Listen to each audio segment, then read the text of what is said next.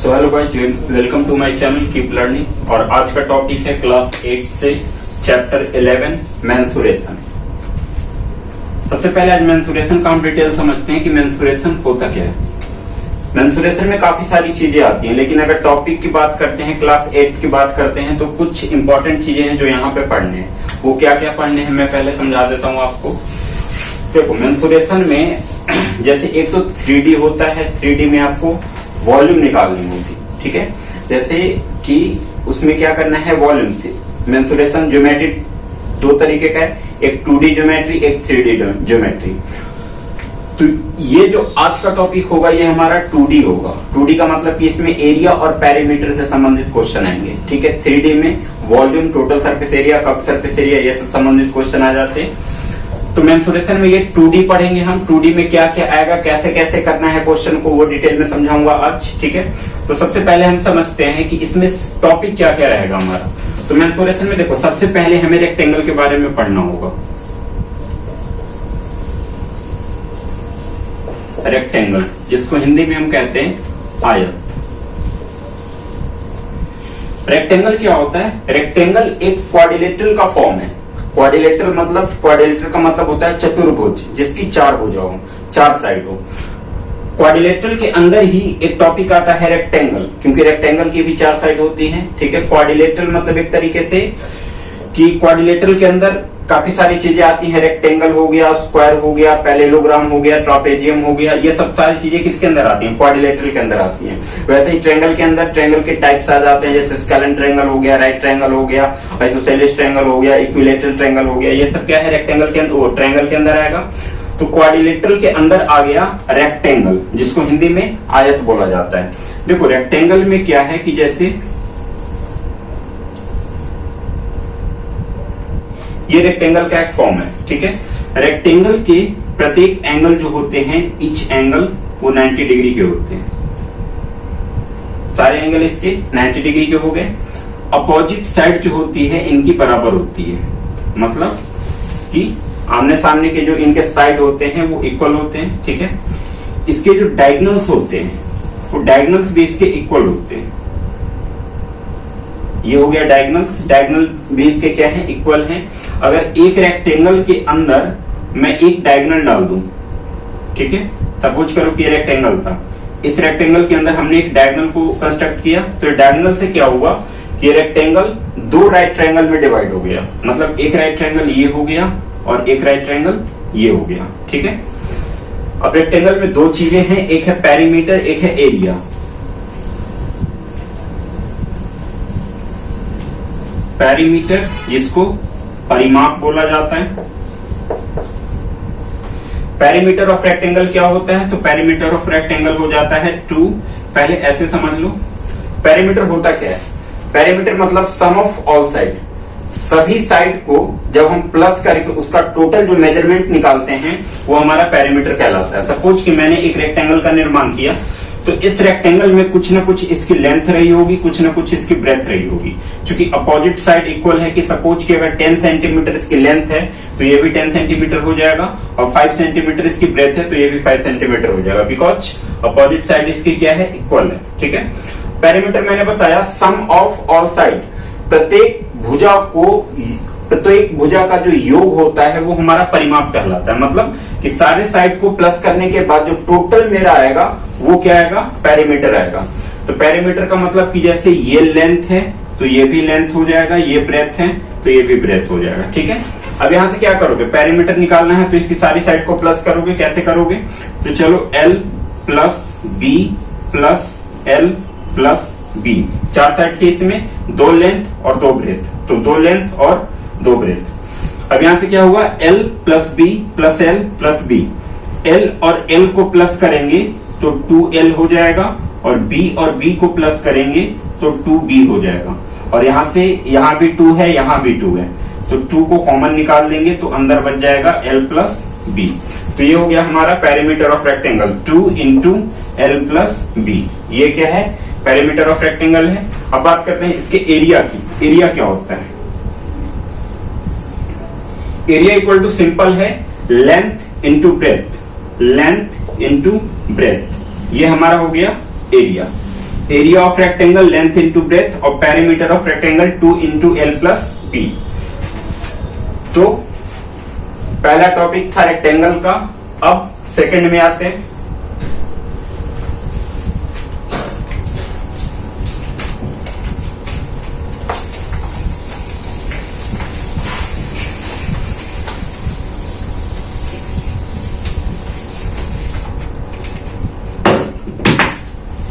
Second topic है हमारा square.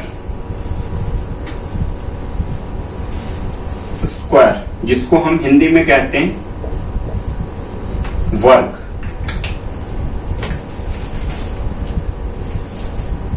अब देखो,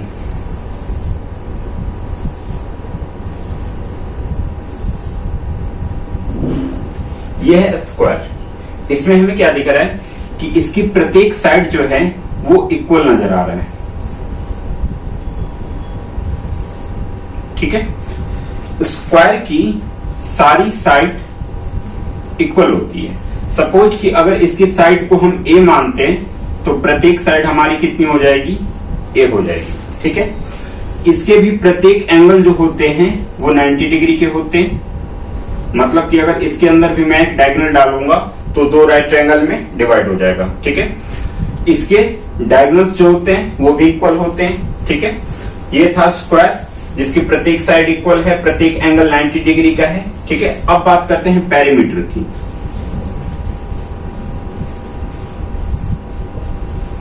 पेरीमीटर यानी कि परिमाप। Perimeter of square. Perimeter of square समझ लो पहले। देखो, पेरीमीटर का मतलब मैंने पहले ही बता दिया, सम ऑफ ऑल साइड्स। शेप कोई भी हो, चाहे वो क्वाड्रिलेटरल से हो, ट्रायंगल से हो, शेप कोई भी रहे, जब भी पेरीमीटर निकालना होगा तो प्रत्येक साइड को प्लस कर दोगे, मतलब सारी साइड को सम कर दोगे। ठीक है, अब यहाँ पे ध्यान दो, साइड के रूप में इसमें क्या दिया हुआ है, ए दिया हुआ है। अब ये सेंटीमीटर में ले सकते हैं, मीटर कुछ भी हो। चलो सपोज कि ए सेंटीमीटर इसकी साइड है। अब इसका पेरीमीटर निकालना है, परिमाप निकालना है, तो क्या होगा, परिमाप में मैंने सीखा कि परिमाप इक्वल टू होता है, पेरीमीटर इक्वल टू होता है सम ऑफ ऑल साइड। तो प्रत्येक साइड को इसको सम कर देते हैं, ए plus A plus A plus ए। चार साइड थी, चारों साइड को हमने क्या कर दिया, प्लस कर दिया। तो ए को जब 4 बार प्लस करोगे तो कितना आ जाएगा, 4a। तो पेरीमीटर ऑफ स्क्वायर क्या हो गया, 4a। A equal to side, यानी कि 4 into side equal to perimeter of square. Clear है। अब बात करते हैं इसका एरिया। एरिया इक्वल टू क्या होगा, दो चीज और ध्यान में रखना है कि जब भी किसी शेप का अगर पेरीमीटर निकालते हो तो मतलब लेंथ के साथ जो भी यूनिट चलेगा, मीटर में हो या सेंटीमीटर में हो, तो ये मीटर और सेंटीमीटर वैसे में ही लिखोगे। ठीक है, मतलब कि सीधे सीधे इसका यूनिट लिख देना है, मीटर में हो या सेंटीमीटर में हो। तो 4a मीटर या फिर सेंटीमीटर। लेकिन जब एरिया निकालोगे तो इसका एरिया क्या होता है, एरिया ऑफ स्क्वायर क्या होता है, एरिया ऑफ स्क्वायर हो जाता है साइड इंटू साइड। और साइड कितनी दे रखी है, ए सेंटीमीटर दे रखी है, तो ए इंटू ए यानी कि ए का स्क्वायर। तो मतलब एरिया ऑफ स्क्वायर क्या हो जाएगा, साइड का स्क्वायर। और जब भी हम किसी शेप का एरिया निकालते हैं तो जो भी हमारा यूनिट होता है उस यूनिट पे हम हमेशा स्क्वायर का यूज करते हैं। ये सब में रूल लागू होगा, चाहे वो स्क्वायर हो, रेक्टेंगल हो, पेरीमीटर हो, कुछ भी हो। ठीक है, तो सब में स्क्वायर यूनिट का यूज होगा। तो ये था स्क्वायर हमारा। एक बार फिर से रिपीट कर देता हूं, स्क्वायर यानी कि इसको हिंदी में वर्ग कहते हैं। ठीक है, और वर्ग की यानी कि स्क्वायर की प्रत्येक साइड क्या होती है, इक्वल होती है। Each side equal, each side is equal. Perimeter equal to A into A plus A plus A plus A. Perimeter equal to sum of all side, sum of all side किया तो ये हो गया 4a। और जब भी किसी shape का पेरीमीटर निकालोगे तो पेरीमीटर की जो भी मेजरमेंट आएगी उस मेजरमेंट के नीचे आपको मेजरमेंट के साथ मीटर या सेंटीमीटर जिसमें भी यूनिट हो, जिसमें भी साइड दे रखी हो, वो सीधे सीधे लिख देना है। ठीक है, जब इसका एरिया निकालोगे, एरिया इक्वल टू होता है साइड इंटू साइड, यानी कि साइड का स्क्वायर कह सकते हो। तो जब एरिया निकालेंगे, एरिया निकालने के बाद जो भी मेरा आंसर आएगा उस आंसर के साथ हमारा यूनिट जो भी आएगी, मीटर या सेंटीमीटर, उस पर हम स्क्वायर का यूज करेंगे। ठीक है, तो ये हो गया square complete.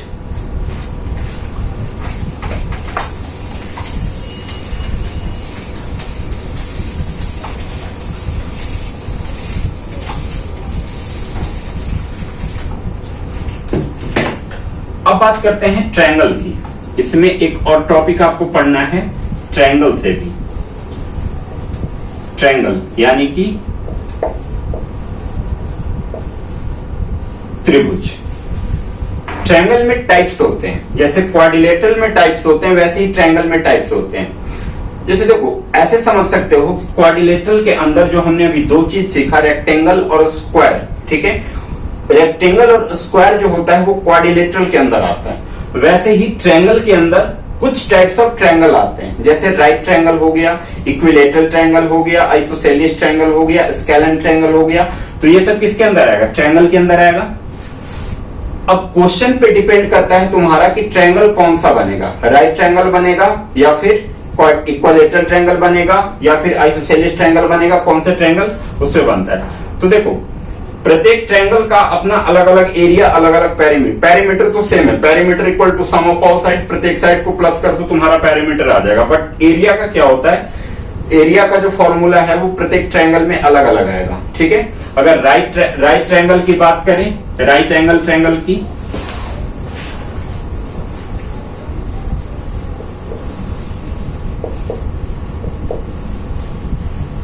Right angle triangle, तो इसका एरिया हो जाता है 1/2 इंटू बेस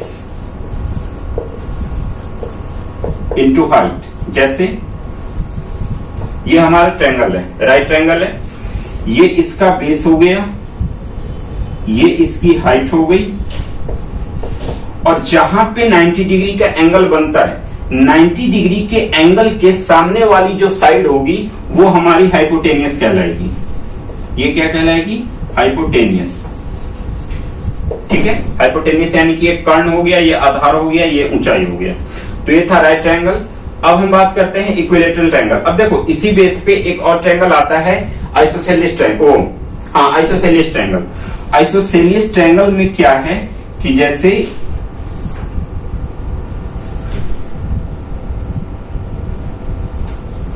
आइसोसेलिस ट्रायंगल की दो साइड इक्वल होती है और जो तीसरी साइड होती है वो डिफरेंस होता है, ये अलग होता है, ठीक है। दो साइड इक्वल और तीसरी साइड अलग। जो बेस का जो साइड होता है वो अलग होता है और बाकी के जो साइड होते हैं वो इक्वल होते हैं। आइसोसेलिस ट्रायंगल का कोई एक अपना फॉर्मूला नहीं होता। एरिया अगर उसका निकालना होगा तो उस एरिया के लिए कोई उसका अपना एक अलग फॉर्मूला नहीं है आइसोसेलिस ट्रायंगल की, जिसको हम हिंदी में समद्विबाहु त्रिभुज कहते हैं, समद्विबाहु त्रिभुज। तो इसका एरिया कैसे निकालेंगे? सपोज करो ये आइसोसेलिस ट्रायंगल है, आइसोसेलिस ट्रायंगल के अंदर एक परपेंडिकुलर डालो, परपेंडिकुलर यानी कि हाइट।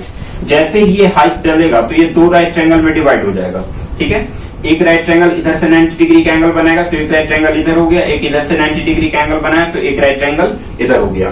तो इसको दो तरीके से कर सकते हो कि एक राइट ट्रायंगल का अपना एरिया रख दो 1/2 इंटू बेस इंटू हाइट, ठीक है। वैसे ही 1/2 इंटू बेस इंटू हाइट, मतलब कि अगर इसका एरिया जो आएगा वही एरिया इसका भी आएगा, क्योंकि हाइट दोनों की सेम रहेगी।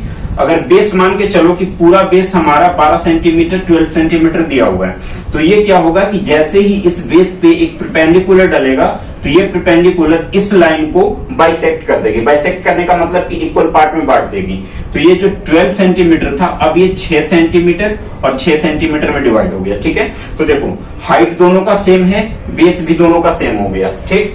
तो मतलब कि जो एरिया हम इसका निकालेंगे वही एरिया इसका निकलेगा। तो एक राइट ट्रायंगल का एरिया निकालो, उसको 2 से मल्टीप्लाई कर दो, पूरा आइसोसेलिस ट्रायंगल का एरिया निकल के आ जाएगा। अगर अलग अलग नहीं करना चाहते हो तो हम जो ये रखेंगे 1/2 इंटू बेस इंटू हाइट, तो हमें क्या करना है कि बेस की जगह पे एक ही बार में ये पूरा ले लेना है। ये जो पूरा 12 सेंटीमीटर है, अगर इस पूरे को हम एक ही बार में ले लेते हैं और इसकी हाइट सपोज करो कि 6 है, तो इसकी हाइट हमने 6 रख लिया। अब अगर मैं अलग अलग करके निकालता तो बेस को मैं 6 लेता, 6 अगर 6 बेस को रखता तो एक राइट ट्रायंगल का एरिया निकलता, लेकिन मैंने यहाँ पे क्या रख रखा है? 12 रख रखा है। 12 का मतलब ये पूरा बेस ले लिया है, तो मतलब ये 12 जब पूरा बेस लेंगे तो ये पूरे का एक ही बार में राइट ट्रायंगल का एरिया निकल जाएगा, ठीक है। तो ये आइसोसेलिस ट्रायंगल को हम राइट ट्रायंगल पे ही सोल्व करते हैं, ठीक है। अब बात करते हैं इक्विलेटरल ट्रायंगल की।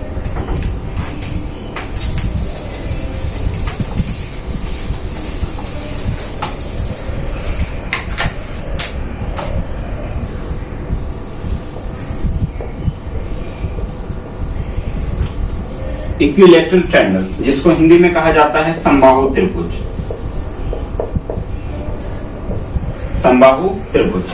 देखो इक्विलैटरल ट्रायंगल में क्या है, इक्विलैटरल ट्रायंगल की प्रत्येक साइड क्या होती है, इक्वल होती है। इक्विलैटरल ट्रायंगल में प्रत्येक साइड क्या होती है, इक्वल होती है। मतलब कि अगर ये a सेंटीमीटर लेते हैं तो ये भी a हो जाएगा और ये भी a हो जाएगा। मतलब तीनों जो साइड हुआ वो क्या हो गया, a सेंटीमीटर। जब इसकी तीनों साइड इक्वल है तो तीनों एंगल भी इक्वल हो जाएंगे। मतलब कि इक्विलैटरल ट्रायंगल में जो एंगल बनता है वो हमारा वो 60 डिग्री का बनता है। 60 इंटू 60 इंटू 60, 60 60 60। तो 60 को 3 बार ऐड करोगे तो 180 आ जाएगा। और एक ट्रायंगल में तीनों एंगल का सम कितना होता है, 180 डिग्री होता है। ठीक है। अब इसका अगर एरिया की बात करें, एरिया, तो एरिया इक्वल टू होता है √3/4 इंटू साइड का स्क्वायर।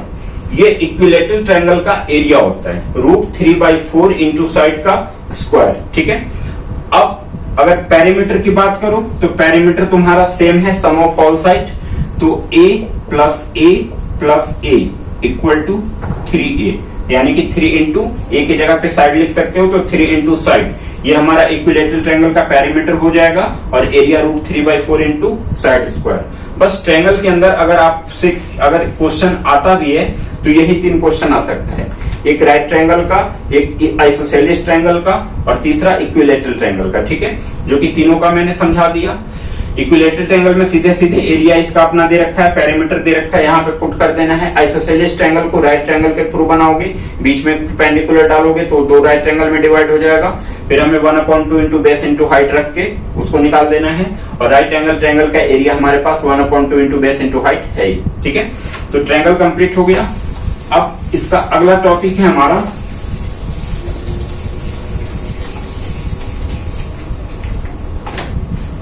पैरेललोग्राम।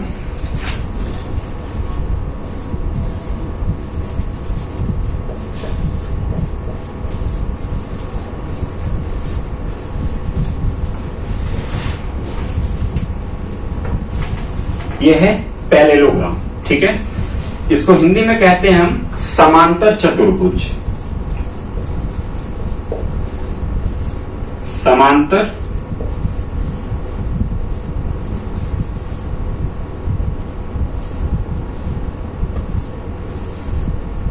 चतुर्भुज। ठीक है, ये हो गया समांतर चतुर्भुज, पैरेललोग्राम। अब इसका शेप देख लो क्या होगा। पैरेललोग्राम जो होता है वो रेक्टेंगल का ही फॉर्म बनाता है। रेक्टेंगल में जैसे हमने सीखा कि रेक्टेंगल की अपोजिट साइड जो होती है वो इक्वल होती है, लेंथ लेंथ इक्वल हो जाएगा, ब्रेथ ब्रेथ इक्वल हो जाएगा। सेम कंडीशन पैरेललोग्राम का भी होता है। पैरेललोग्राम में भी इक्वल साइड जो होते हैं वो इक्वल होते हैं। ठीक है, बट पैरेललोग्राम और रेक्टेंगल में थोड़ा सा डिफरेंस होता है, वो मैं समझा रहा हूं अभी।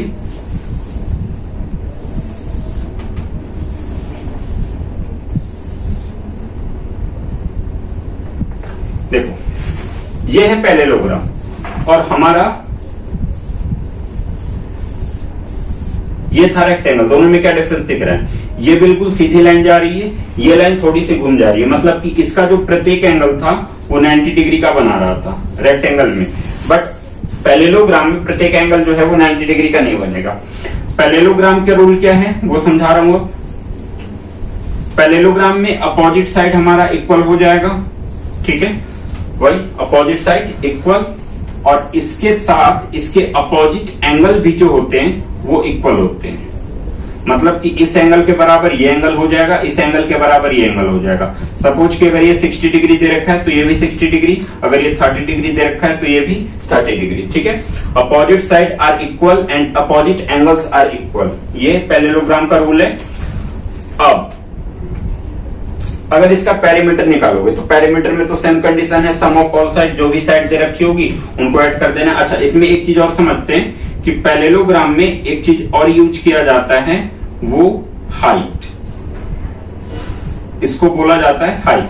पैरेललोग्राम के अंदर एक हाइट का भी यूज किया जाता है, इसलिए इसका जो एरिया होता है पैरेललोग्राम का एरिया इक्वल टू होता है बेस इंटू हाइट। पैरेललोग्राम का एरिया हो गया base into height equal to parallelogram, ठीक है। अब बेस इंटू हाइट इसका एरिया हो गया, पेरीमीटर मतलब समझ ही रहे हो, सम ऑफ ऑल साइड, तो पेरीमीटर के लिए तो ऑल साइड प्लस ही कर दोगे, तो ये बस पैरेललोग्राम में इतना ही समझना है, ठीक है। ये हमारा length opposite side equal, opposite angle equal और एक हाइट जिसका एरिया हो जाएगा बेस इंटू हाइट, तो ये हमारा बेस हो गया, नीचे वाला हमेशा बेस कहलाता है, आधार, और बाकी ये हमारी हाइट हो गई, ठीक है।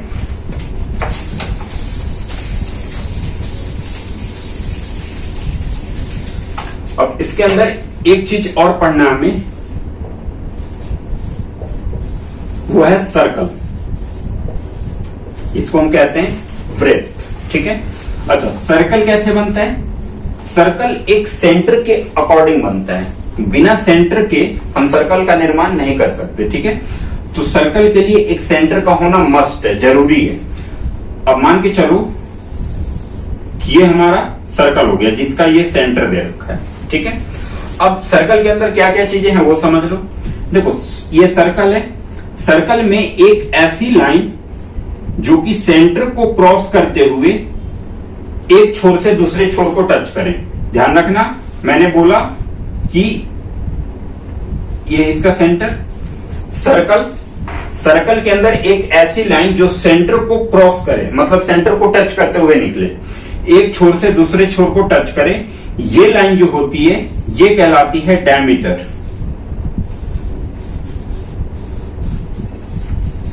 डायमीटर जिसको हिंदी में हम कहते हैं व्यास, ठीक है। अब डायमीटर इक्वल टू हो गया, एक छोर से दूसरे छोर को टच करना है सेंटर को क्रॉस करते हुए। अच्छा, अगर कोई लाइन बिना सेंटर को क्रॉस करे एक पार्ट से दूसरे पार्ट को टच करे तो वो लाइन क्या कहलाएगी? इसको हम बोलते हैं कॉर्ड, CHORD, कॉर्ड, जिसको हिंदी में कहा जाता है चाप, ठीक है। ये हो गया कॉर्ड। कॉर्ड का मतलब कि वो सेंटर को क्रॉस नहीं करेगा। इस कॉर्ड की डायरेक्शन कैसे भी हो सकती है, इस तरीके भी हो सकती है, ऐसे भी हो सकती है, ऐसे भी हो सकती है, कैसे भी, बस वो सेंटर को क्रॉस नहीं करना चाहिए, ठीक है।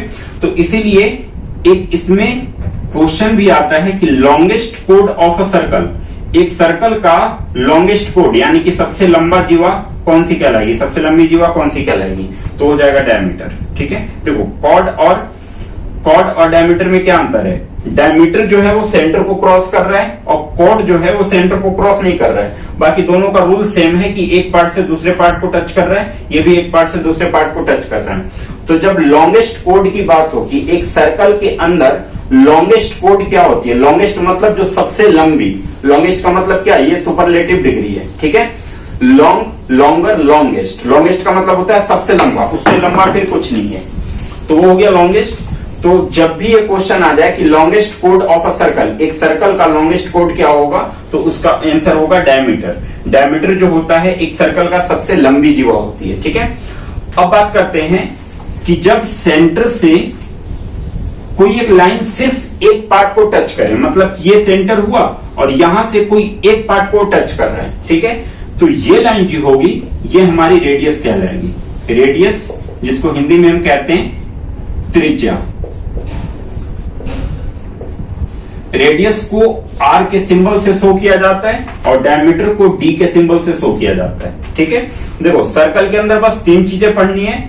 एक हो गया हमारा longest code of a circle, जिसे हम डायमीटर भी कहते हैं। डायमीटर जो होता है वो सेंटर को क्रॉस करता है, ठीक है। सेंटर को क्रॉस करते हुए सर्कल के एक पॉइंट से दूसरे पॉइंट को जब टच करता है तो वो हो गया हमारा डायमीटर, जिसको हम लॉन्गेस्ट कोड भी बोलते हैं। अच्छा, बिना सेंटर को क्रॉस करे हुए जब लाइन एक पार्ट से दूसरे पार्ट को टच करेगी तो उसे कॉर्ड यानी कि चाप बोलेंगे। और जब सेंटर से सेंटर को टच करके कोई एक पार्ट को टच करे, कोई एक पॉइंट को टच करने वाली लाइन क्या कहलाएगी? वो कहलाएगी रेडियस।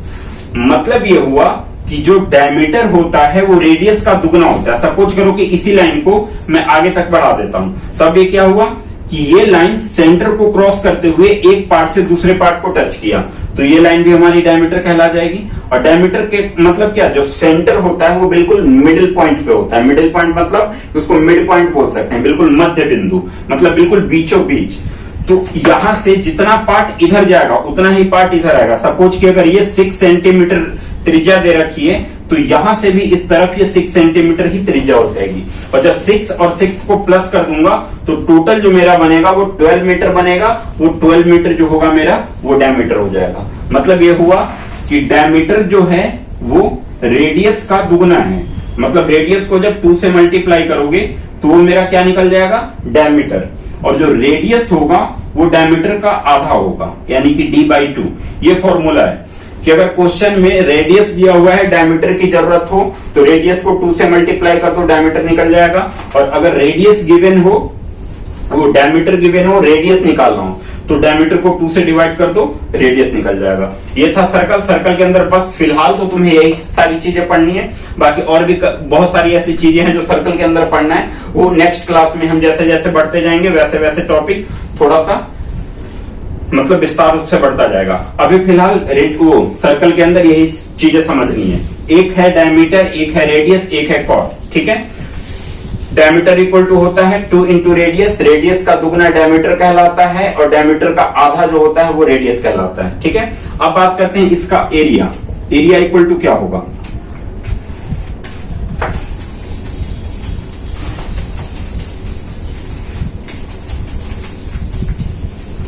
अब देखो area of circle. Area of circle क्या होता है, पाई आर स्क्वायर। मतलब पाई इंटू रेडियस का स्क्वायर। आर मतलब मैंने बता दिया था कि रेडियस को आर से शो किया जाता है। ठीक है। तो जो मेरा एरिया होगा वो होगा pi r square. Pi r square का मतलब क्या हो गया, पाई की वैल्यू 2 गिवन होती है। एक हो गया 22/7 या फिर 3.14। ये पाई की 2 वैल्यू है। जब तक क्वेश्चन में ये ना कहा जाए कि पाई की वैल्यू ये यूज करो तब तक आप ये यूज नहीं करोगे। जब भी 3.14 का यूज करना होगा तो क्वेश्चन में साफ साफ नीचे ब्रैकेट में दिया होगा कि यूज पाई इक्वल टू 3.14। जब भी हम पाई का मान 3.14 यूज करेंगे। अगर क्वेश्चन में कोई मेंशन नहीं किया गया है पाई की वैल्यू, तब हम पाई की वैल्यू 22/7 यूज करेंगे। ठीक है। एक तो एरिया है और दूसरा है सरकमफ्रेंस।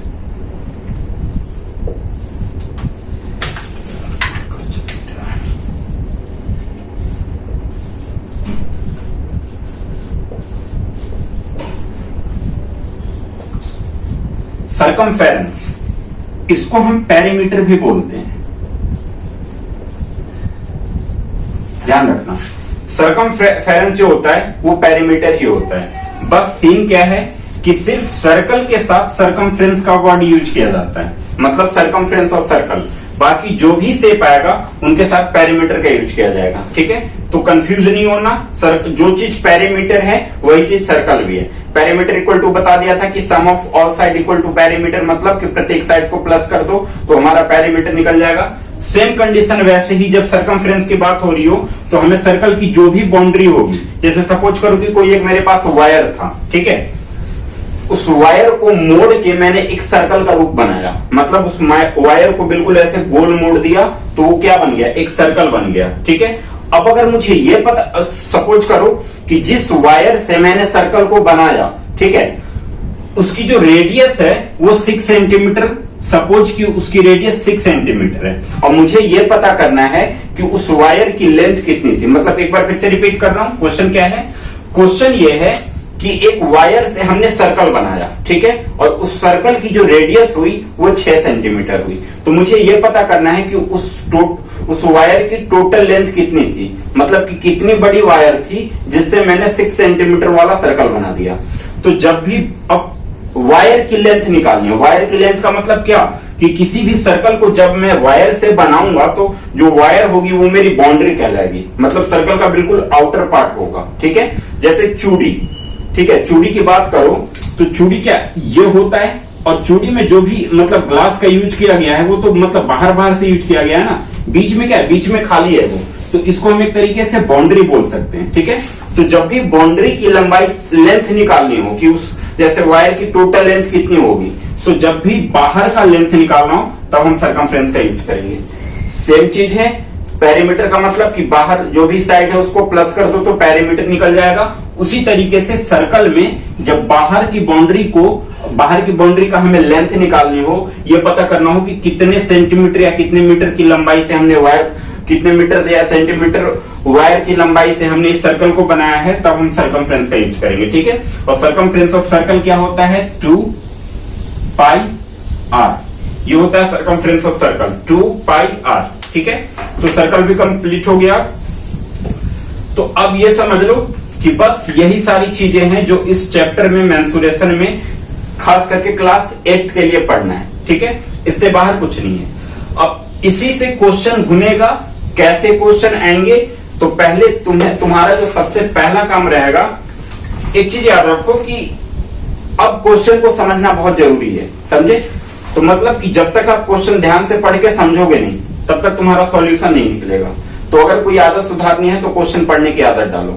क्वेश्चन पढ़ने लगोगे, क्वेश्चन को समझने लगोगे, तो फिर ना होने का कोई चांस ही नहीं है, क्वेश्चन तो हो ही जाएगा। क्योंकि क्वेश्चन अब समझ में आने लगा ना, तो पहले हमें समझना जरूरी है। ठीक है, तो सर्कल भी कंप्लीट हो गया।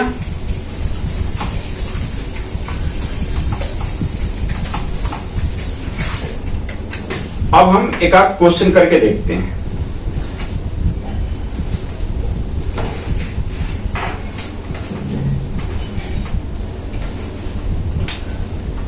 एक्सरसाइज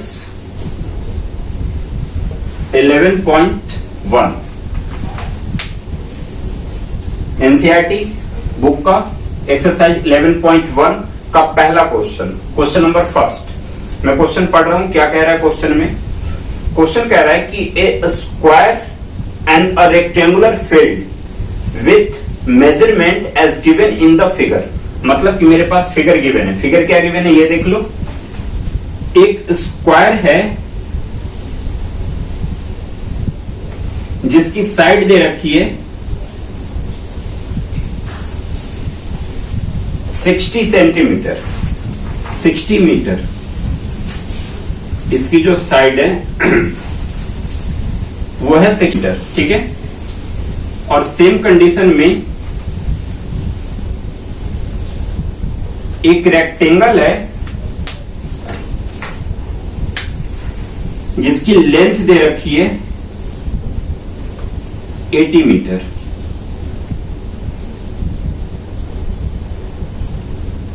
ठीक है, एक स्क्वायर है जिसकी साइड की लेंथ 60 मीटर दे रखी है, और एक रेक्टेंगल है जिसकी लेंथ दे रखी है 80 मीटर। इसमें ब्रेथ नहीं गिवन है, रेक्टेंगल के अंदर ब्रेथ गिवन नहीं है, सिर्फ अभी लेंथ गिवन है। ठीक है, इसके बाद यहां पे कह रहा है हैव द सेम पेरीमीटर। मतलब कि इन दोनों का जो पेरीमीटर है वो सेम है। सेम का मतलब बराबर है, इक्वल है। ठीक है, तो अच्छा याद करो अब कि स्क्वायर की अगर पेरीमीटर की बात करें तो 1 2 3 4 साइड है इसकी, और इसकी सारी साइड जो है वो क्या है? इक्वल है। तो अगर मैं इसकी साइड को a सेंटीमीटर या a मीटर मान लूं तो इसका पेरीमीटर कितना हो जाएगा? a plus a plus a plus a। a को 4 बार ऐड करेंगे तो कितना हो जाएगा? 4a। इसका पेरीमीटर कितना हो गया? 4a। ठीक है, वैसे ही रेक्टेंगल की पेरीमीटर की बात करें तो length plus breadth plus length plus breadth, यानी कि 2 लेंथ और 2 ब्रेथ। तो 2 लेंथ प्लस 2 ब्रेथ, 2 को कॉमन कर दिया तो लेंथ प्लस ब्रेथ बच गया, यानी कि ये हो गया 2 इंटू लेंथ प्लस ब्रेथ। ठीक है, ये दोनों क्या है? ये स्क्वायर का पेरीमीटर है और ये रेक्टेंगल का पेरीमीटर है। और क्वेश्चन में दिया हुआ है कि have the same perimeter. Same perimeter का मतलब ये दोनों जो पेरीमीटर हैं वो आपस में क्या है? बराबर है। ठीक है, देखो ये दोनों पेरीमीटर आपस में क्या हो गया? बराबर हो गया। ये पेरीमीटर ऑफ स्क्वायर है, ये पेरीमीटर ऑफ रेक्टेंगल है। अब जैसे जैसे इसकी वैल्यू हमसे मांग रहा है वैसे वैसे बस इसकी वैल्यू हम पुट कर देंगे। ठीक है, तो 4 इंटू ए यानी कि साइड, ए यानी कि क्या? साइड, और साइड का मान कितना दिया हुआ है? 60 मीटर। चूंकि स्क्वायर की सारी साइड इक्वल होती है तो ये 60 है तो ये भी 60 हो जाएगा, ये भी 60 हो जाएगा और ये भी 60 हो जाएगा। तो इसका 4 इंटू साइड यानी कि 4 इंटू 60 हो गया। फिर बीच में इक्वल का साइन लगाया। अब यहाँ पे था 2 इंटू लेंथ प्लस ब्रेथ, तो 2 इंटू लेंथ का मान तो 80 मीटर दिया हुआ है, प्लस ब्रेथ मुझे नहीं पता तो ब्रेथ का बी ही रख देते हैं। क्लियर है? अब यहाँ पे एक चीज देख रहे हो कि 2 जो है वो यहाँ पे मल्टीप्लाई में, तो इधर आके किस में हो जाएगा? डिवाइड में। तो 4 इंटू 60 अपॉन में 2 equal to 80 plus b. Clear है? ध्यान से समझना। 4 इंटू 60 ये पेरीमीटर ऑफ स्क्वायर था और 2 इंटू लेंथ प्लस ब्रेथ ये पेरीमीटर ऑफ रेक्टेंगल था। जैसे जैसे हमसे इसने वैल्यू मांगा वैसे वैसे हमने वैल्यू पुट कर दिया। 4 इंटू ए, और रेक्टेंगल की ए यानी कि साइड कितनी थी? 60 थी, तो 60 रख दिया। और 2 into length plus breadth, length तो गिवन था मेरे पास, तो 80 रख दिया लेंथ की जगह पे, और प्लस ब्रेथ, ब्रेथ का मुझे पता नहीं है तो ब्रेथ का बी ही रख दिया। ठीक है, अब हमें इसका कैलकुलेशन करना है। कैलकुलेशन में क्या करेंगे कि सबसे पहले प्लस मल्टीप्लाई वाली संख्या को यहां से हम हटा देते हैं। जैसे 2 यहाँ पे मल्टीप्लाई में है तो इधर आके किस में हो जाएगा? डिवाइड में हो जाएगा। तो ये डिवाइड में हो गया, और 2 से 4 जो है वो 2 बार में कैंसिल हो गया। तो 60 को 2 से जब मैं मल्टीप्लाई करूंगा तो 120 हो जाएगा, और 120 इक्वल टू 80 प्लस बी हो गया। ठीक है, अब देखो हमें वैल्यू किसकी चाहिए? बी की। बी की वैल्यू निकालनी है ना, और b के साथ 80 जो है वो प्लस में है तो इधर आके किस में हो जाएगा? माइनस में। तो 120 इधर पहले से था, 80 को जब हमने इधर लाया तो ये माइनस का हो गया, और इक्वल टू इधर हमारा क्या बच गया? b बच गया। सिर्फ b बचा, 80 तो इधर आ गया, और 120 में से 80 को माइनस करेंगे तो कितना आ जाएगा? 40, यानी कि ब्रेथ हमारा कितना आ गया? 40। क्या लेंथ मेरा मीटर में था तो ब्रेथ भी मेरा जो आएगा वो मीटर में आएगा। तो ब्रेथ हमारा कितना आ गया? 40 मीटर। देखो ब्रेथ हमने फाइंड कर लिया। अब यहां से क्वेश्चन क्या कह रहा है कि which field has a large area, मतलब इनमें से कौन से फील्ड का जो एरिया है वो लार्ज है, मतलब बड़ा है। तो अच्छा, लार्ज एरिया निकालने के लिए मुझे दोनों का एरिया निकालना होगा, जब तो पता चलेगा कि कौन सा बड़ा है कौन सा छोटा है। तो देखो एक चीज समझ लो, क्वेश्चन में हमेशा एक चीज का ध्यान में रखा करो कि जो भी हमें फाइंड करने की जरूरत है, सपोज करो कि किसी शेप का एरिया फाइंड करना हो, ठीक है, सपोज रेक्टेंगल की ही बात करते हैं कि रेक्टेंगल का एरिया फाइंड करना हो, तो एरिया इक्वल टू क्या होगा? पहले हम याद करेंगे कि एरिया ऑफ रेक्टेंगल होता क्या है, मतलब कि रेक्टेंगल का जो एरिया है उसका फॉर्मूला क्या होता है। तो हमें यह पता चला कि उसका फॉर्मूला लेंथ इंटू ब्रेथ होता है। ठीक है, अब हम ये देखेंगे क्वेश्चन में कि जो हमें निकालना है और निकालने के लिए जो जो चीज की जरूरत है क्या वो सारी चीजें हैं मेरे पास। सपोज कि अगर तुम्हें चाय बनाने के लिए बोला जाए तो चाय बनाने के लिए पहले मटेरियल इकट्ठा करोगे ना, कि ऐसे ही जाके चाय बनाने लगोगे। पहले तुम दूध लाओगे, चीनी लाओगे, सब कुछ वहां पे इकट्ठा कर लोगे, इसके बाद चाय बनाने में हाथ लगाओगे। तो सेम कंडीशन यहां भी बनता है कि क्वेश्चन में पहले ये देख लो कि निकालना क्या है। जब तुम्हें ये पता चल जाए कि हाँ हमें इसका ये एरिया निकालना है, तब ये देखो कि उस एरिया का फॉर्मूला क्या होता है। चलो फॉर्मूला भी तुम्हें मिल गया। अब फॉर्मूला के अकॉर्डिंग क्वेश्चन में ये पता कर लो कि फॉर्मूला में जो जो चीज की हमें जरूरत है क्या वो सारी चीजें हैं मेरे पास। अगर हैं तो डायरेक्टली उस पर पुट करके वो निकल जाएगा, एरिया निकल जाएगा। लेकिन अगर नहीं है, सपोज कि कोई एक चीज है जो नहीं है, अब मान के चलो कि यहाँ पे रेक्टेंगल का मुझे एरिया, जैसे इन दोनों का एरिया पता करना था कि किसका एरिया लार्ज है, ठीक है, लेकिन रेक्टेंगल में सिर्फ हमारे पास लेंथ था। एरिया निकालने के लिए मुझे लेंथ और ब्रेथ दोनों की जरूरत पड़ती। तो ब्रेथ निकालने के लिए पहले से एक कंडीशन दिया हुआ था कि इसके दोनों पैरामीटर क्या थे? बराबर थे। तो जो कंडीशन था उस कंडीशन के अकॉर्डिंग मैंने क्या किया? ब्रेथ निकाल दिया। अब मेरे पास एरिया निकालने के लिए जो भी रिक्वायरमेंट है वो सारी चीजें मेरे पास आ गई। लेंथ क्वेश्चन में दिया हुआ था, ब्रेथ मैंने फाइंड कर लिया, तो इसका एरिया अब निकल जाएगा। और इसका होता है साइड इंटू साइड, तो इसकी तो ऑल साइड इक्वल है और साइड 60 मीटर दिया हुआ है, तो 60 इंटू 60 हो जाएगा। मतलब कि दोनों शेप में जो एरिया निकालने के लिए जो चीज की रिक्वायरमेंट है वो सारी चीजें मेरे पास अब उपलब्ध हो गई है। ठीक है, तो अब मैं क्या करूंगा? दोनों का अलग अलग एरिया निकाल दूंगा। यहां तक क्वेश्चन आई होप कि सब क्लियर समझ में आ गया होगा। तो अब मैं इसको मिटा के अब इसका एरिया पता करता हूं।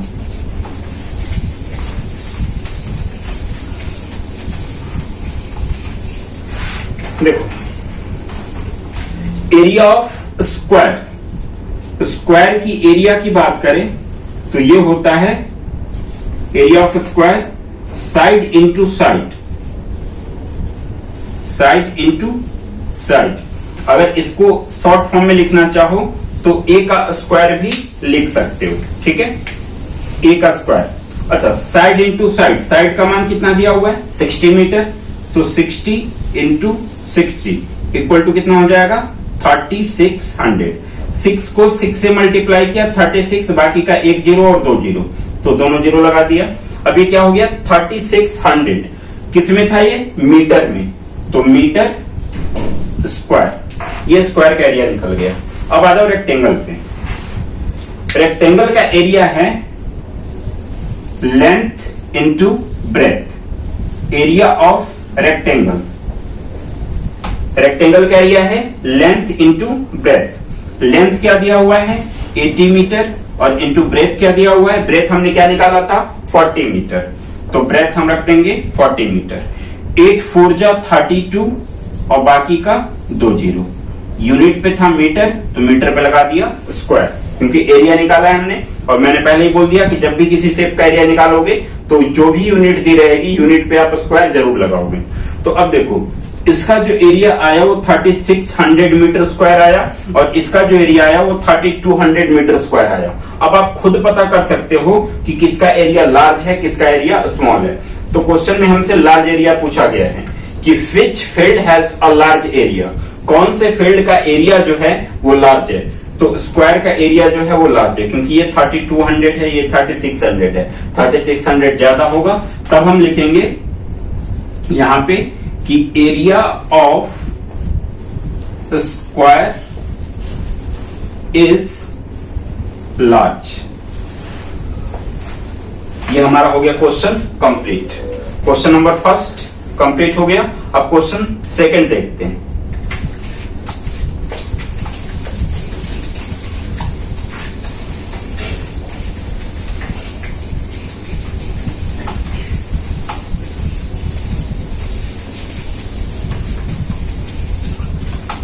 चलो क्वेश्चन पहले सेकंड समझ लो। क्वेश्चन सेकंड क्या है? क्वेश्चन सेकंड ये कह रहा है, पहले इसका मैं शेप बना देता हूं जो कि क्वेश्चन में बना हुआ है, फिर मैं समझा दूंगा कि कैसे क्या है।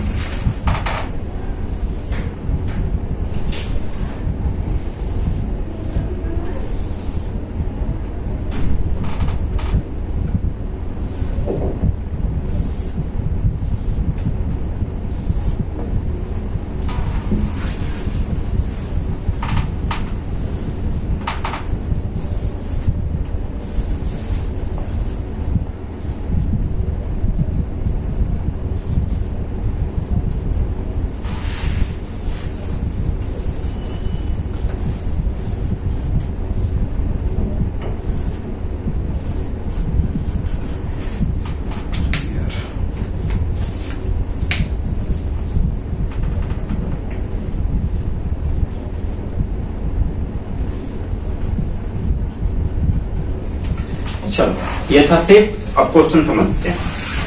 क्वेश्चन क्या कह रहा है कि mister Kaushik has a square plot. Mister Kaushik के पास एक स्क्वायर प्लॉट है, ABCD मान सकते हो, जो बाहर का दिख रहा है मुझे, ABCD। ये एक स्क्वायर प्लॉट है मिस्टर कौशिक के पास। With the measurement as shown in the figure, मतलब मेजरमेंट के साथ जो कि फिगर में हमें शो हो रहा है। तो मतलब बाहर वाला जो हमारा स्क्वायर प्लॉट दिख रहा है उसकी लेंथ दे रखी है 25 सेंटीमीटर और ब्रेथ भी है मेरी 25 सेंटीमीटर। चूंकि स्क्वायर प्लॉट की बात हो रही है और स्क्वायर की सारी साइड क्या होती है? इक्वल होती है। तो अगर एक साइड 25 सेंटीमीटर दिया हुआ है तो प्रत्येक साइड इसकी कितनी हो जाएगी? 25 सेंटीमीटर। ठीक है। इसके बाद यहां पे कह रहा है सी वॉन्ट्स, मिसेज कौशिक थी, ये मिसेज कौशिक का प्लॉट है जो कि स्क्वायर के फॉर्म पे, इसकी मेजरमेंट गिवन है। अब वो चाहती हैं कि she wants to construct a house in the middle of the plot. वो ये चाहती हैं कि इस प्लॉट के बीच में मैं एक हाउस कंस्ट्रक्ट करूं, मतलब मैं एक घर बनाऊं। ये जो प्लॉट था ABCD, इस प्लॉट के बीच में जो EFGH दिख रहा है ये मेरा घर है, मतलब ये मिस्टर कौशिक का हाउस है। मिसेज कौशिक ने ये चाहा कि मेरे पास एक ABCD स्क्वायर प्लॉट था, उसके अंदर मैं एक EFGH स्क्वायर घर बनाऊं, मतलब एक घर का कंस्ट्रक्शन करूं। ठीक है। Construct a house in the middle of the plot, मतलब प्लॉट के मिडल में, बीच में। इसके बाद ये कह रहा है कि a garden is developed around the house, मतलब कि एक गार्डन को हमने बनाया घर के अराउंड। घर के मतलब चारों तरफ, गोल। अराउंड का मतलब क्या होता है? चारों ओर। अच्छा, वो चारों ओर कौन सा होगा? तो ये देखो, ये तो हमारा स्क्वायर प्लॉट था, ठीक है, उसके मिडिल में मैंने एक घर बनाया तो बाकी का ये जो शेप बचा हुआ है बीच में, ये मेरा गार्डन का होगा। यहाँ पे मैं गार्डन एक डेवलप करना चाहता हूँ, यहाँ पे गार्डन बनाना चाहता हूँ, ठीक है। इसके बाद यहाँ पे कह रहा है कि find the total cost of developing a garden around the house at the rate of ₹55 पर मीटर। अच्छा, यहाँ पे रेट दिया हुआ है ₹55 पर मीटर स्क्वायर। ये रेट को ध्यान से देख लेना, ठीक है। अब एक बार क्वेश्चन फिर से रिपीट कर देता हूं। क्या है, एक मिसेज कौशिक है, ठीक है, उनके पास एक स्क्वायर प्लॉट है, ठीक है, उसका मेजरमेंट क्वेश्चन में दिया हुआ है। अब उस स्क्वायर प्लॉट में वो चाहती हैं कि मिडिल में मैं एक घर का कंस्ट्रक्शन करूं, मतलब एक घर बनाऊं। जब मैं मिडिल में घर बना दूंगा तो चारों तरफ मेरे पास कुछ शेप बच जाता है, तो मैं चाहता हूं कि उस शेप पे मैं एक गार्डन डेवलप करूं, मतलब उसमें एक गार्डन बनाऊं, ठीक है। अब उस गार्डन को डेवलप करने में जो मेरा कॉस्ट आ रहा है, जो मेरा खर्चा आ रहा है, वो है ₹55 पर मीटर स्क्वायर, मतलब कि 1 मीटर स्क्वायर पे मुझे ₹55 का खर्चा आ रहा है। तो जब पूरा गार्डन में डेवलप कर दूंगा तो उसमें मेरा टोटल कितना खर्चा आएगा, यही चीज क्वेश्चन में बताना है हमें, ठीक है। तो अब ये समझो कि गार्डन को डेवलप करने में पहले मुझे ये पता करना होगा कि मैंने कितने मीटर स्क्वायर एरिया पे गार्डन बनाया। चूंकि 1 मीटर स्क्वायर का कीमत ₹55 है, तो उस गार्डन को बनाने में कुछ ना कुछ मीटर स्क्वायर में एरिया यूज होगा। तो जितना मीटर स्क्वायर एरिया यूज होगा, उस मीटर स्क्वायर एरिया को 55 से जब मैं मल्टीप्लाई कर दूंगा तो मेरा टोटल कॉस्ट निकल जाएगा। 1 मीटर स्क्वायर का कॉस्ट ₹55 दे रखा है। जब मैं गार्डन का एरिया निकाला तो मुझे पता चला कि हाँ, इसका इतना मीटर स्क्वायर एरिया आया। तो जितना मीटर स्क्वायर एरिया आया उसको 55 से मल्टीप्लाई कर दोगे तो मेरा गार्डन का टोटल कॉस्ट होगा, ठीक है। लेकिन उससे पहले मुझे गार्डन का एरिया निकालना होगा। अब ये समझो कि गार्डन का एरिया निकालोगे कैसे, ध्यान से समझो। सबसे पहले ABCD एक स्क्वायर प्लॉट था मेरे पास, ठीक है। मैं क्या करता हूं कि पहले ABCD का एरिया निकाल देता हूं, ठीक, ध्यान से समझना। जब मैं ABCD का एरिया निकाला तो ये मेरे पूरे शेप का एरिया निकला, जिसके अंदर मैं मिडिल में हाउस बना रहा हूं, गार्डन डेवलप कर रहा हूं। ये सब मिला के मेरा टोटल एरिया निकल गया कि हाँ, मेरे पास इतने मीटर स्क्वायर का प्लॉट है, ठीक है। चलो, जब ABCD का एरिया निकला तो बीच का पूरा हिस्सा का एरिया निकल गया, ठीक। अब आ जाओ हाउस पे। पहले मैंने पूरे प्लॉट का एरिया निकाल दिया, इसके बाद मैं हाउस का एरिया निकाल दूंगा। हाउस का जब एरिया निकलेगा तो वो सिर्फ इतने जगह को ही घेरेगा, मतलब सिर्फ इतने का एरिया निकाला, ठीक है।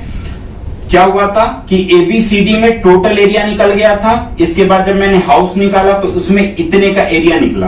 अच्छा, टोटल एरिया में से ये सिर्फ हाउस का एरिया अगर मैं माइनस कर दूं, जैसे टोटल एरिया निकाला, टोटल एरिया में से मैं इतना एरिया माइनस कर दूं तो मेरा ये वाला बीच वाला एरिया निकल जाएगा। समझ में आया क्वेश्चन क्या कह रहा है?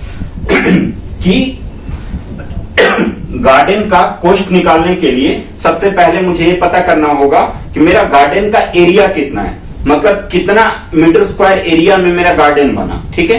तो सबसे पहले गार्डन का एरिया निकालोगे। गार्डन का एरिया निकालोगे कैसे? पहले मैंने टोटल का एरिया निकाल लिया, ABCD टोटल का एरिया निकाल लिया। जब ABCD का एरिया निकला तो इसमें पूरा कवर है, ये गार्डन भी आ गया, ये हाउस भी आ गया, दोनों चीजें इंक्लूड हो चुका है। अब उसके बाद मैंने बाद में क्या किया कि इस हाउस का एरिया निकाला, सिर्फ इतने का। अब इस टोटल में से सिर्फ इतने को मैं माइनस कर दूं तो बाकी ये बीच वाला हिस्सा निकल जाएगा। क्लियर हो गया? अब हम आते हैं क्वेश्चन पे। अब हम यहां पे लिखते हैं area of garden equal to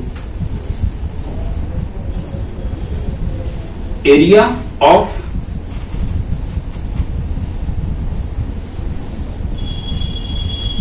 plot ABCD minus area of house EFGH।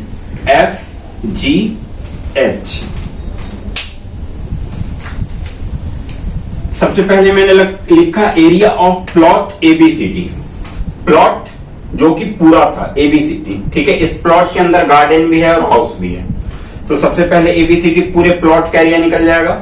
उस प्लॉट के एरिया में से सिर्फ मैं हाउस का एरिया माइनस कर दूंगा, मतलब मेरा हाउस जो जितना जगह घेर रहा है उस जगह को उस पूरे में से मैं निकाल दूं तो बाकी का जो बीच में अराउंड बन रहा है उसका एरिया हमारा आ जाएगा, मतलब कि गार्डन का एरिया आ जाएगा। ठीक है, तो देखो चूंकि दोनों जो फॉर्म बना रहा है, बीच वाला हिस्सा देख रहे हैं कि 20 और 15 इनकी जो मेजरमेंट है वो अलग अलग है।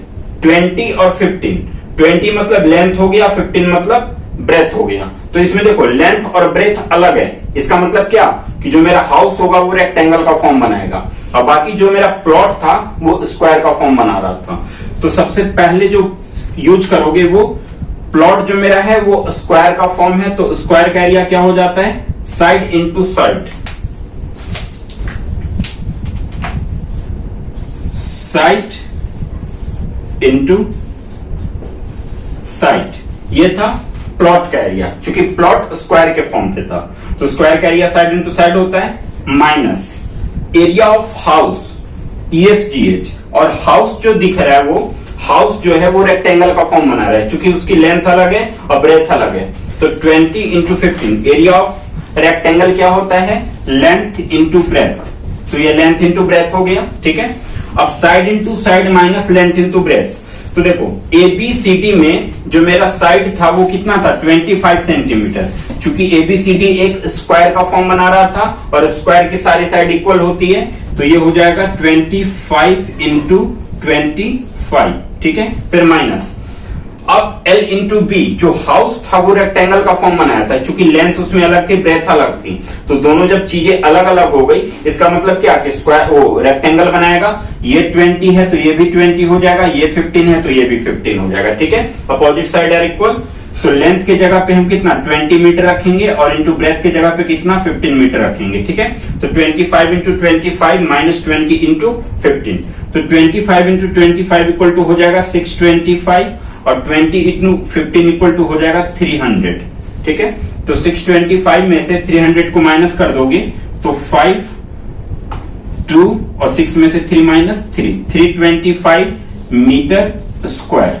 ये निकल गया एरिया ऑफ गार्डन, मतलब कि इतना मीटर स्क्वायर जो है वो गार्डन में कवर हो रहा है। ठीक है, गार्डन का एरिया हमने निकाल दिया। अब ध्यान से समझो, अब हमें क्या निकालना है, कॉस्ट निकालना है। गार्डन का कॉस्ट निकालना है कि पूरा गार्डन डेवलप करने में मेरा कितना खर्चा बैठा, जबकि 1 मीटर स्क्वायर का खर्चा जो था, कॉस्ट जो था वो 55 रुपए था। अगर 1 मीटर स्क्वायर का कॉस्ट 55 रुपए है तो 325 मीटर स्क्वायर का कॉस्ट कितना हो जाएगा, क्या करोगे, मल्टीप्लाई कर दोगे। ठीक है, तो अब हम कॉस्ट निकालेंगे। चलो, एरिया हमारा निकल गया।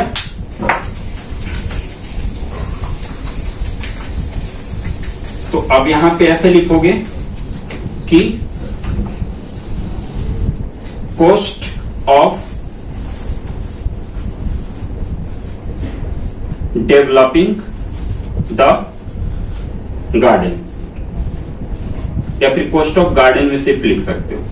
ठीक है, कॉस्ट ऑफ गार्डन इसका दिया हुआ था 1 मीटर स्क्वायर इक्वल टू ₹55।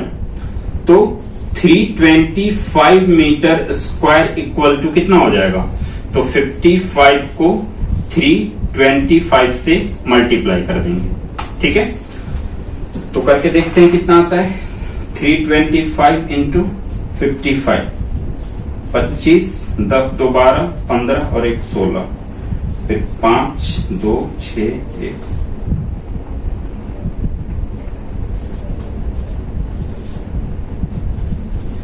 आ गया 17,875। यहां पे रख देंगे रुपीज। ये मेरा हो जाएगा गार्डन का कॉस्ट। कॉस्ट ऑफ गार्डन निकल गया। समझ में आ गया क्वेश्चन कैसे निकालना है। तो आज का टॉपिक बस यहीं तक रखते हैं, फिर आगे मैं नेक्स्ट क्लास में ये मेंसुरेशन पूरा कंप्लीट करवा दूंगा। ठीक है, आई होप कि आज की वीडियो काफी अच्छे तरीके से समझ में आई होगी। अगर कहीं पे कोई डाउट है तो कमेंट करके बता सकते हो, मैं दोबारा जो भी डाउट होगा उसको वीडियो में क्लियरली समझा दूंगा। ठीक है, तो इसको अच्छे से समझ लो, इस पे प्रैक्टिस करो, सब कुछ बहुत जल्दी समझ में आ जाएगा, सारा कुछ बहुत ठीक हो जाएगा, बहुत जल्दी हो जाएगा।